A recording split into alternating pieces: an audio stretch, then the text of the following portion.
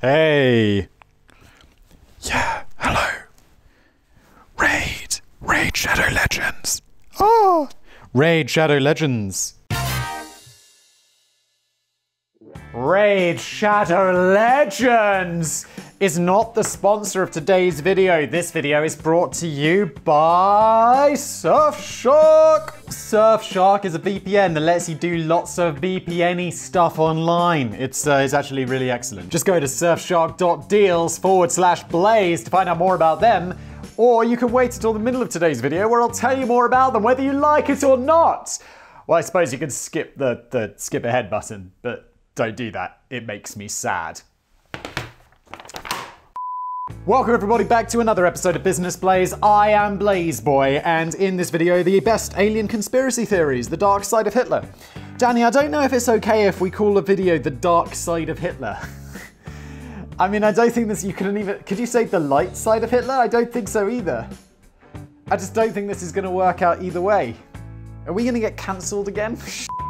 What happens here is Danny writes me a script. This is what I have in front of me right now. I'm gonna read it, make it worse, be like, everyone's just like, why don't you read the script? It'd be better that way, wouldn't it? And then Sam is gonna add in some fine vintage memes. It feels like about a week since I recorded another Business Blaze, a previous Business Blaze, and out of practice. Let's jump in. My glasses are really dirty. I'm just gonna polish them up. On what? On this 5G BB. Is that right? Yeah. T-shirt. I don't even get the joke on this one. It's in the store. Purchthemerch.co. That didn't help at all. They're still dirty. One of the problems in trying to absorb an alien conspiracy theory with an open, inquisitive mind is that the purveyor of the theory rarely comes across as a credible narrator. Because they're not credible, obviously. I don't believe you. I might be inclined to pay close attention to even the most outlandish conspiracy theory if it was being presented to me by somebody with the reputation and rationality and hyper-intelligence of, say, Albert Einstein, Stephen Hawking, or Hulk Hogan. That great physicist, Hulk Hogan. Not really, that's a joke. If you didn't know that was a joke, well, I'm concerned about you. But that never seemed to be the case. Alien conspiracy theories are far more likely to be peddled by wild-eyed misfits who get all their information from nutty online message boards populated by other wild-eyed misfits, all of whom are convinced that the reason they didn't make it quite as far as in life as they would like to have is because of the fundamental corruption at the very heart of this universe of lies. Ah yes, the classic blame everyone else for your problems because it's easier and less damaging to your fragile, fragile little ego. There's at least one very notable and very recent exception to this rule though. In December 2020, some guy from Israel started spouting his theories about how the US government had been secretly conspiring with extraterrestrials from a galactic federation for decades. What? I don't even remember this. Oh, someone needs to go to the crazy place that I don't know where, whatever. But this wasn't just any old guy. His name was Haim Eshed, and had served as the director of space programs for the Israel Ministry of Defense for 30 years. Holy sh**. Really? In fact, he's widely recognized as the father of Israel's space program, and he won the Israel Defense Prize, the highest possible civilian defense honor in Israel, no less than 3 times, but for reasons that remain mysteriously classified. Okay then. Wait, so this guy, who was actually like high up in the Israeli government, was like, the US government's conspiring with a galactic federation of aliens. Maybe in 50 years everyone will be like, Simon, remember when you made fun of the Galactic Federation saying that it wasn't real? And it turns out Haim was right all along? You small brain. In that case, I'll be like, well, I guess I do have to eat my words, don't I? But I just see it as just really, really, really unlikely. In an interview with the Diatour newspaper, Haim Eshed, now serving as a respected visiting professor of aeronautics and astronautics at global space technology research institutions, claimed that the US had signed a secret contract with the Galactic Federation which allowed the extraterrestrials to conduct some of their experiments on Earth. Look, if the extraterrestrials come to Earth and like we want to do some experiments, they're not gonna us permission. They're just going to be like, yo, you see all that technology that we used to get to your planet that you don't even have yet? We're just going to do those experiments. It'd be like us going to like an anthill and being like, yo, ants, do you mind if we do some experiments on you? And the ants being like, well, they just stay silent because they're ants. Like, if the aliens are out there doing experiments on us, they don't ask the US government. They don't have contracts. It'd be like, yeah, ants, can you sign that contract? No. I am the queen of the universe. We apparently share a joint underground base on Mars with our alien buddies who have helped us from time to time in averting potential nuclear disasters. Yes, the aliens are immensely concerned with our nuclear devices. Enormously concerned, just like we're very concerned about the day-to-day goings-on of f***ing ants. Good lord, all of this stuff just seems so dumb when you think about it for more than half a second, doesn't it? But there remains an agreement between the US government and the aliens to keep this alliance a secret until we reach a point where humanity is in a better position to understand and accept the Galactic Federation. Heimashed also claims that President Trump was on the verge of revealing some of this information to the public, but was persuaded to keep his mouth shut in order to prevent the risk of whipping up global mass hysteria. And that's where the story falls down for me, as if Trump would have any qualms about whipping up global mass hysteria. Yeah, it's like, Trump, you actively try to do this all the time, it seems. I'm so glad you're not in the news anymore. I mean, hardly at all. I mean, before it was like every day, oh God, what's he up to now? Why? And now it's like Joe Biden's up to stuff. He fell down a staircase. He goes to the G7 meeting. It's incredibly boring. It might seem odd that a man of such long distinction and insight would make such claims if they weren't rooted in at least a little grain of truth. Or perhaps it was all a bit of a publicity stunt to help shift a few copies of his new book, The Universe Beyond the Horizon, Conversations with Professor Heimashed, which had quite coincidentally been published a couple of weeks earlier. Oh, what a surprise. What a surprise, it's to do with money. Shocking. Money. The current chairman of the Israeli space agency, Isaac Ben Israel. Wait, I guess there's people who have the surname like England, but it is weird living in a country that is the same as your surname. Claims that Professor Heim might be the father of Israel's space capabilities, but he's always had a tendency to come out with wild theories to explain the simplest of things. For example, he always automatically assumed that any random space signal of a natural origin must be alien chit-chat. Then again, the current chairman of the Israeli Space Agency has probably been told to say this by the chairman of the Galactic Federation. It is like, why can't we just assume, like, oh, there's a signal from space? Well, it's either aliens or it's a pulsar. Let's assume it's a pulsar just because we know those exist until we can prove otherwise, alright? That's just more likely, isn't it? Of course, mankind has been fascinated by the thought of what might be hiding in the stars ever since we first learned to tilt our head up at the sky and spotted the 5 other planets in our solar system visible to the naked eye. But it wasn't until the advent of space exploration in the mid-20th century, along with a huge increase in alleged sightings of flying saucers, which were officially explained away with reasons later exposed to be cover stories for military programs, that we really grew suspicious of being kept in the dark about extraterrestrial activity. I mean, what a coincidence. We developed flight and the ability to make really fast rocket engines and secret planes and in the 20th century, and it's in that century that the number of alien spacecraft sightings increases. Shocking. That was sarcasm. You know why it's not shocking? Because what we're looking at is our own planes that we're not allowed to know about because the military is really secretive for obvious reasons. If the US military can lie to us about weather balloons, what other big stinking fibs have we been fed all these years from governments and organizations who are clearly in bed with the green bug-eyed monsters from Mars? Now, don't get me wrong, I definitely think the government is lying to you about a whole lot of shit, but they're probably not lying to you about aliens. Esoteric Hitlerism. Holy shit, I didn't even know what that means. That Hitler gets everywhere. He may have already earned his place in history as a strict vegetarian, billionaire, failed artist, drug addict, Times Magazine Man of the Year of 1938, and the orchestrator of the Second World War and the Holocaust, responsible for at least the deaths of 40 million civilians. But we'll all remember him as a failed artist. But some people believe that Hitler was more than just that, and his story may not be over. Some of the followers of esoteric Hitlerism are convinced that Adolf Hitler was a divine being in league with the aliens, and that one day he's coming back to finish off the job. Please. Also known as esoteric fascism and esoteric Nazism, it's a confusing ideology which has spawned many different interpretations and beliefs. All of them incorrect. The French-born Greek writer and fascist Savitri Devi was one of the first to suggest that Hitler was far more than human. Specifically, he was an avatar, or an incarnation, of the Hindu god Vishnu. I don't think the Hindus will be very pleased with that, will they? In his 1958 book, The Lightning and the Sun, she makes the... Oh, wait, is this a he or a she? You have a confusing name. Oh, I just assumed it was a man. I'm such a sexist. Women can be fascists too! Am I right, Peter? In her 1958 book, The Lightning and the Sun, she makes the surprising claim that the reason for Hitler's downfall is because there was too much goodness and mercy in his soul. Yes, Hitler, famous for his mercy. You won't hear that line repeated very often. No, you won't. Savitri reckons that truly great men possess either the creative qualities of the sun, yes, the creative qualities of the sun, a gigantic reaction of hydrogen and helium. Helium?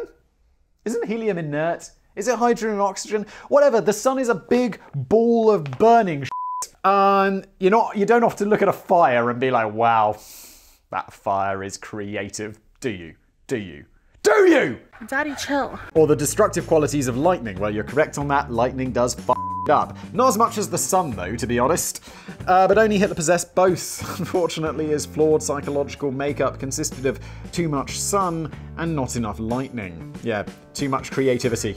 Not enough destruction. However, when he returns at the end of the current Dark Age, it will be in the form of Kalki, the 10th and final incarnation of Vishnu, who will ruthlessly crush the demons once and for all.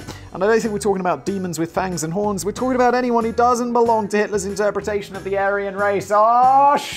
Oh, former Chilean diplomat Miguel Serrano was the first to coin the term esoteric Hitlerism in the 1978 book The Golden Thread, in which he argues that the Aryan race is half descended from highly superior alien beings who arrived on Earth at some point between Neanderthal man and the first early modern humans, the Cro-Magnons. Diplomat? This guy became a diplomat? So everybody else on the planet is a true Earth native descended from the primitive Neanderthals, while the Aryan race is the result of breeding between Neanderthal man and immigrants from another planet.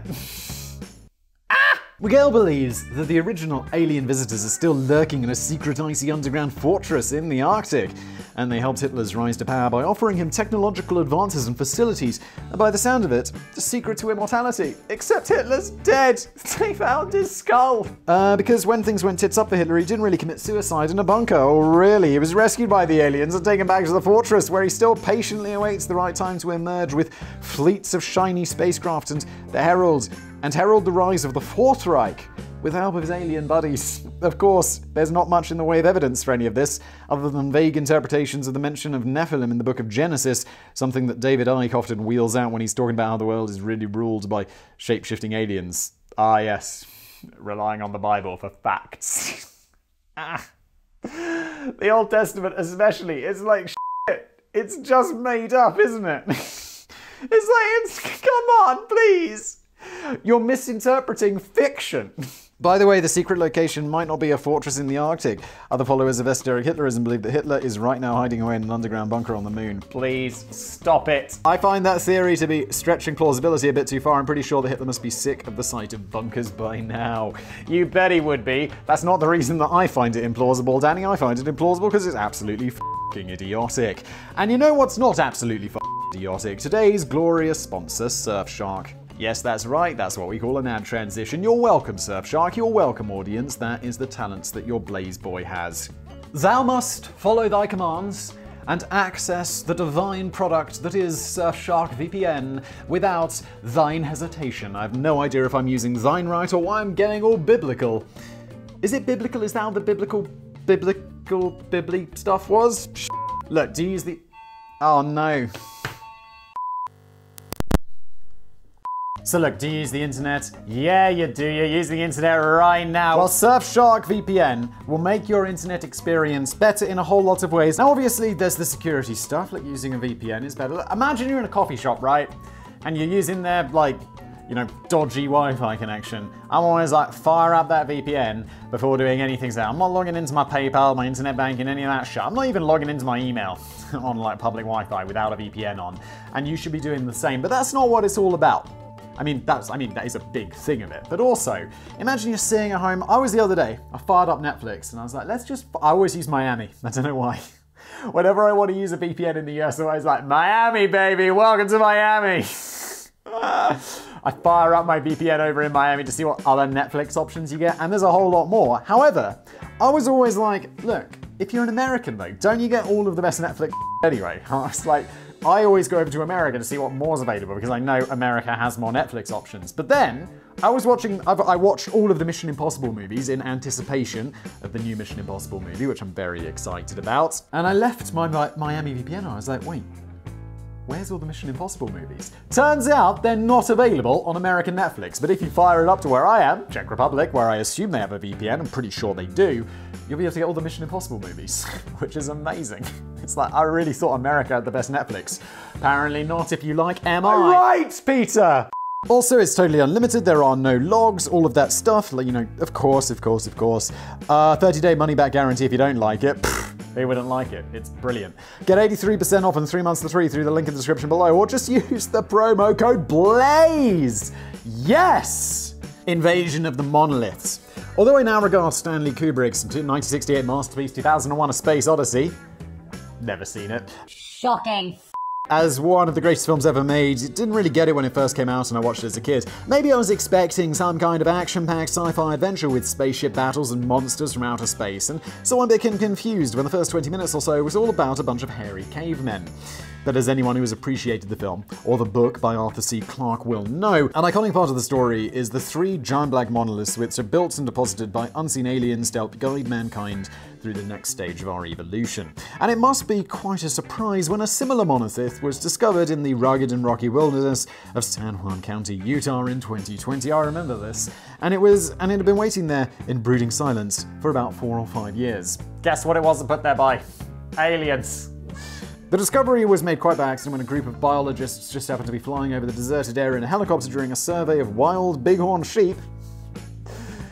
Fascinating. And they spotted the giant metal pillar from the stars. From the stars? Wait, the pillar was from the stars? No, it wasn't. And they're in a helicopter. They're just in the sky, Danny! Following an announcement from the Utah Department of Public Safety, or DPS. Department of Public Safety, I was like, wait, what's that? DPS, what does that stand for? I'm such a small brain. I was like, why doesn't it say Utah in there? That a mysterious monolith had been located, the internet soon went wild with theories about exactly which extraterrestrial species had deposited the 10-foot block of metal sheets riveted into a triangular prism. Yeah, immediately it's the aliens. It's aliens! No, how about we just start with its people and work from there? It's not like detectives discover a dead body and they're like, it was aliens, and now let's see if it wasn't. It's always like, it was a person, now let's see if it was. Let's just start with people. Let's always start with people, because we know about... There's billions of them. There's literally billions of them. Concerned that a sudden surge in visitors could damage the delicate soil containing Native American sites and artifacts, the DPS dedicated decided against revealing the exact location. But they forgot about the tenacity of Reddit users. Within just a single day, Reddit user Tim Slane identified the monoliths on Google Earth satellite images, which also indicated that the structure had been installed at some point between August 2015 and October 2016. So, of course, the site soon became swamped with visitors itching to take a good look at this gift from the alien gods, and theories began to form that it could be a warning from aliens about an impending invasion. Ah, yes, famously, let's give a warning before invasions. That's repeated throughout history so many times. Mysterious warnings about impending invasions. Within a space of a few months, over 200 more monoliths were found right across the world, but there was little mystery about any of those, as many of the people responsible admitted that they were just a tribute to the original monolith in Utah. But to this day, nobody knows who decided to plant a 2001-style monolith in San Juan County. For a while, the biggest suspect was the late artist John McCracken, who had once claimed that he loved the idea of leaving a piece of artwork in a remote location to be discovered years later. But the dates don't really add up, as he died 5 years before the monolith was installed. Well, if he didn't do it, it was definitely aliens.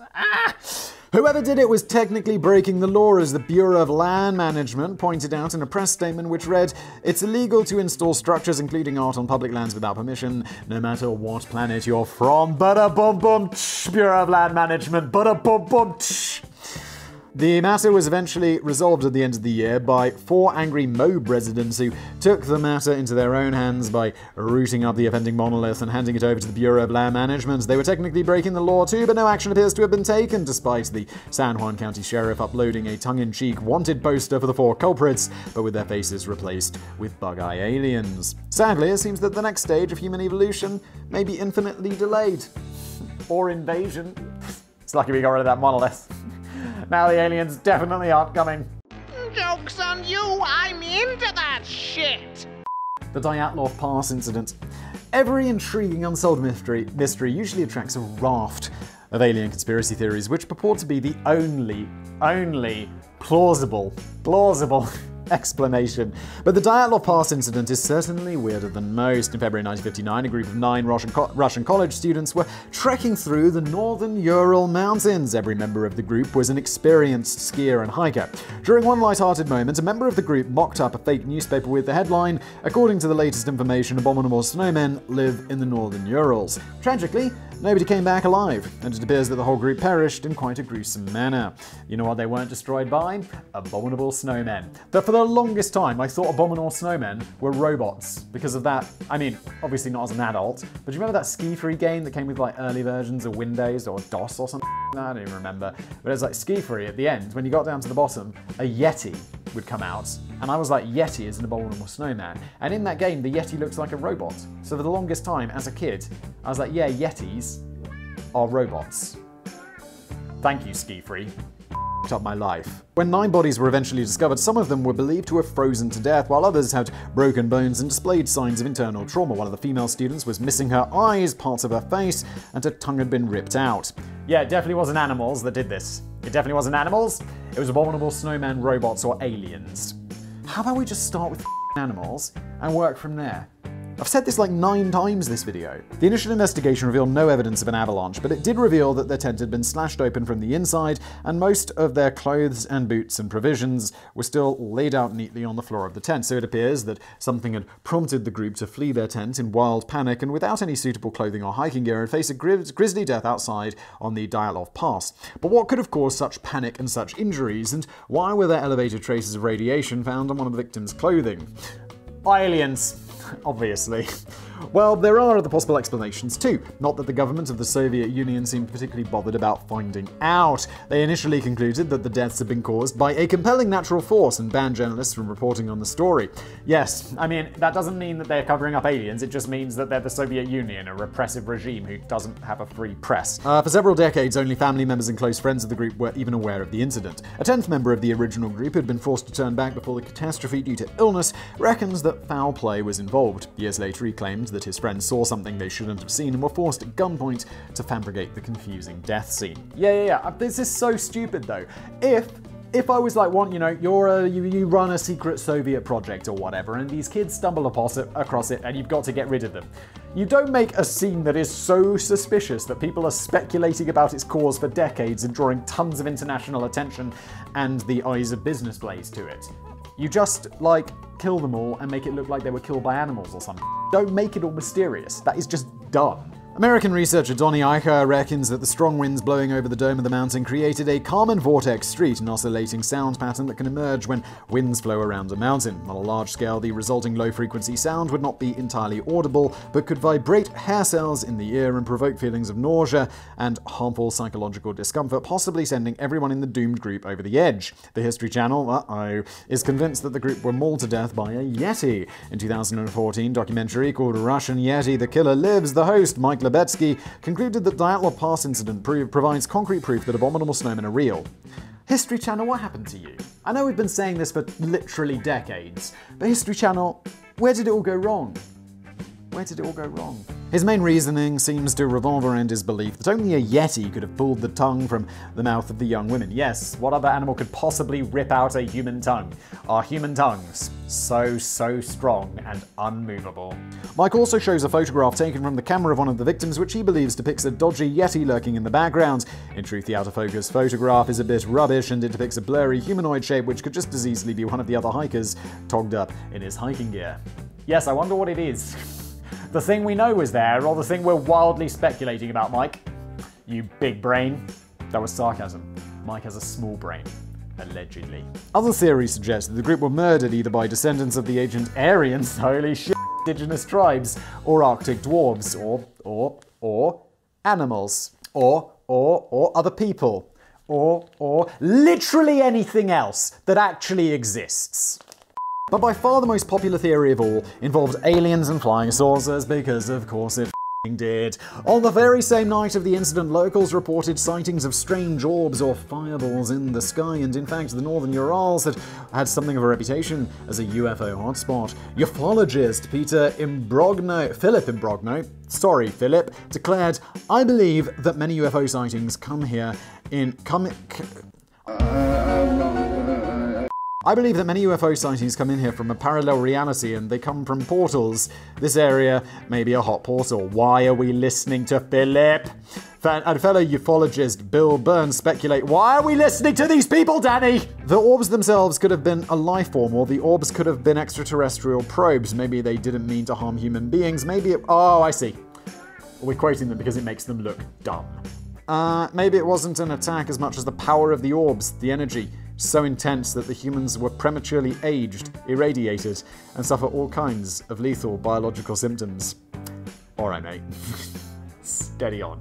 A very recent update to the story comes from a report published in Communications, Earth and Environment in early 2021. Ooh, recent. A team of physicists and engineers carried out a study which, oh, I've heard of this, which they believe shows that it was probably just an avalanche that killed the students after all. Although no evidence of an avalanche was found at the scene, the report demonstrates how there could have been a slab avalanche which slowly slid down the mountain in blocky chunks. This wouldn't have left much in the way of evidence and could potentially have caused injuries consistent with those found in the victims. And you wonder, wait, what about the tongue? Well, it was obviously ripped out by animals later. Jesus Christ. Could it be two likely things happening, or could it be one really unlikely thing? It's just two likely things happening together, or unlikely things happening together is much more likely than the impossible thing, isn't it? Isn't it, Mike? We can neither confirm nor deny the presence of a Martian here tonight. Well, a Martian flew right over me and blasted a car with its laser vision. I feel like Mike is going to be this History Channel guy, but now he's just generic Mike. You know, like Peter's the sexist? Mike is the guy who believes in all the crazy shit. Mike, welcome to the Business Place family. You've made it, son. I'm not sure if a slab avalanche would rip out your tongue, though, and this still doesn't explain the radiation. It's perhaps unlikely that we'll ever learn the whole truth, and find a credible answer which solves every part of the puzzle. But the alien fireball theory sounds a bit far-fetched. So in the meantime, I'm going to go with grumpy Arctic dwarves armed with radiation blasters. Yes, or the radiation could be from something reasonable that we haven't considered. That's okay. Separate thing, combined together. And yes, of course, the tongue was ripped out by animals. Okay? And the ice. Holy that's nasty. A saucer full of secrets. I suppose if you really wanted to hide something properly, the dark side of the moon might not be a bad spot. Not bad indeed. Is there actually there's not a dark side of the moon, though. It doesn't exist. And despite the name, you probably won't need a torch, as the moon, thank you, is in tidal lock with the Earth. The moon's rotation has slowed down over the course of millions of years to the point where we only ever see one side of it. The other, dark side, receives exactly the same amount of light, but the term dark refers to the unknown rather than it being pitch black. Oh, okay, I just thought people were dumb. I'm the small brain after all. We just don't really know that much about it, and this naturally means that it must be crawling with aliens. It's often claimed that some of the astronauts on the Apollo mission stumbled upon an entire alien base when they clapped eyes on the far side of the moon for the very first time, which may or may not have been in the shape of a castle, but they were told to keep quiet about it so as not to cause panic among the Earthlings back home. Can you imagine being on that Apollo thing, the first one that goes round the moon, and just being like, holy shit, guys! There's a whole civilization down there. I mean, no. Hot diggity dog. This place is magnificent. Others suggest that it was during the final manned moon landing in 1972. The Apollo 17 crew encountered a bunch of quite miserable aliens who ordered mankind to stay off their turf or face the consequences. Ah, the get off my lawn aliens. Which explains why we've never dared make a return journey since. Yes, got nothing to do with it being wildly expensive and, well, kind of pointless. Conspiracy theorist Scott C. Waring of the website UFO Sightings Daily. Ah, that famous, credible, peer-reviewed source. No. That was a lie. Revealed in 2020 that he had been closely analysing NASA's photographs of the Giordano Bruno crater and discovered proof that the agency had been hiding the existence of aliens for years. Let me guess. He hasn't! Scott reckons that he can clearly make out evidence of destroyed or damaged structures which look like abandoned buildings from an alien civilization. Some of them apparently had reflective roofs and looked a bit like spaceships. And Scott doesn't like it when people tell porkies. He announced, "I used to believe in NASA.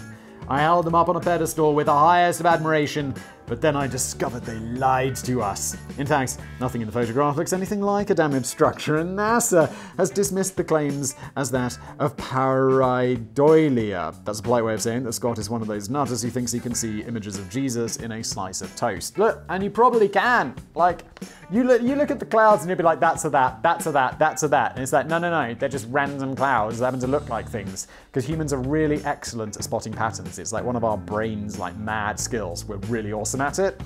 And yeah, no, they're not destroyed buildings is what I'm trying to say, you dummy. You'd think that some of the conspiracy theories may have finally died down a little in 2019 when China achieved mankind's first soft landing on the far side of the moon with the Chang'e 4 mission. The lander touched down on the plains of Von Karman Crater and captured the first ever panoramic view of the far side of the moon, but as yet, there's no sign of bad-tempered aliens or castles. However, there's a theory which proposes that the whole Chang'e 4 mission was a hoax. Of course there is. How could we possibly go to the moon? The technology is ridiculously beyond us.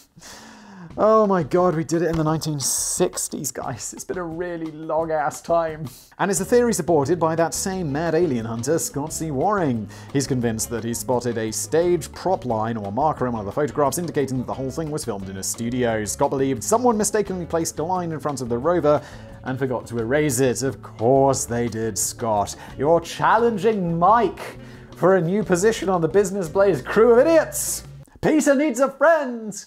In fact, the line was probably just a reflection of sunlight from the solar panels on top of the rover, and NASA, leading scientists, and various other sane people have all confirmed that the Chang'e 4's mission was genuine. And here's the curious thing though, somebody is apparently whistling on the dark side of the moon. During the Apollo 10 mission, the astronauts heard an unearthly whistling noise in their... What did they hear it in? Headsets! Oh, that was obvious. As they passed over the far side, which they described as outer space type music. Michael Collins, R.I.P., also confirmed that he heard the same noise during the Apollo 11 mission. In his autobiography, he wrote, "There was a strange noise in my headset, an eerie woo-woo sound. Had I not been warned about the sounds, they would have scared the hell out of me. Fortunately, the radio technicians, rather than the UFO fans, had a ready explanation for it. It was interference between the LEMs and command modules VHF radios."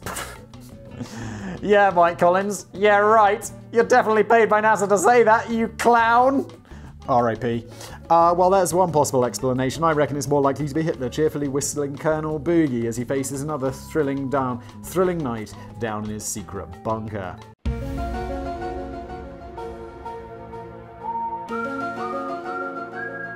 Of course. This has been an episode of Business Blaze brought to you by the legends over at Surfshark, who you should check out through the link in the description below. Also, why not go over to purchasethemerch.co and purchase some merch? 5G baby! I don't get the joke. Thanks for watching.